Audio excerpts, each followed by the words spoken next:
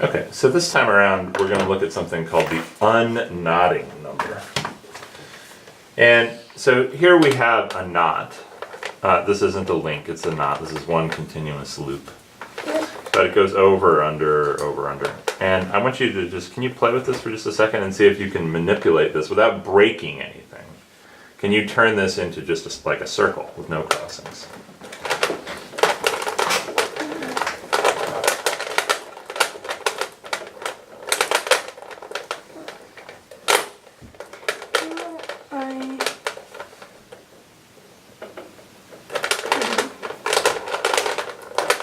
Looks like I'm able to.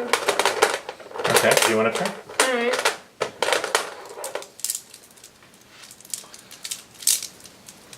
And you can get it into a circle, but there's this little part here. Yeah. The problem is that it's a loop.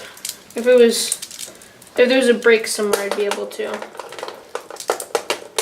get it undone, but... Alright, so see if you can get it back to kind of looking like our original shape.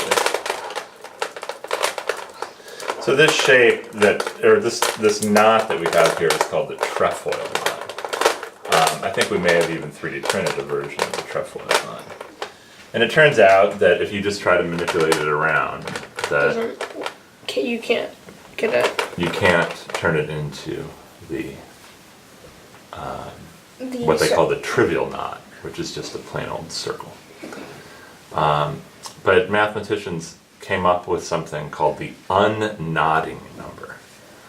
And that is, the unknotting number is how many crossings do you have to reverse to be able to turn it into the trivial knot. So the trivial knot had the trivial knot had no crossings. The trivial knot, right, has no crossings. This one has how many?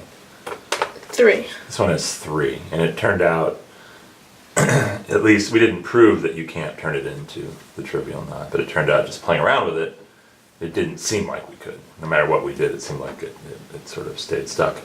But it's not clear. Like, it's hard. This is again something that's actually surprisingly difficult to figure out what you can turn one knot into another knot or not. Or not. But there is something called the unknotting number of a knot, and it's the question of how many crossings do you need to change. So I want you to just reverse one crossing here. So this is one of the neat things about this. Oh wait, whoa. Do you know what I mean by reverse one crossing? What do you mean, like? Yeah, good question. Go like this? Nope. Maybe you break it and then put it on top. Yeah, there you go. So you got an under there. So break this apart. Break it apart down there. And then Change it to an over. All right. Now you see what we've just done. Don't manipulate it quite yet. So this used to be an under. Oh, it's an over. And now it's an over. So we've just changed one crossing. Now do you think this can be made into the trivial knot? It looks like it, I think. I think it can. Okay. Alright, should we try? Yeah, go ahead. So yeah, it can be turned into a trivial. Alright, so not only could it be turned into the trivial knot, it was... I picked it up. Yeah, it's sort of like... It was very easy to do that. Yeah. So it turns out the unknotting number of a knot is an important number. But sometimes actually pretty hard to find.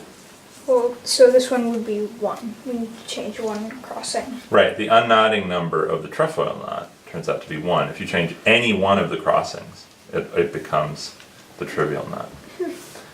But that's pretty neat. Yeah. That is pretty neat.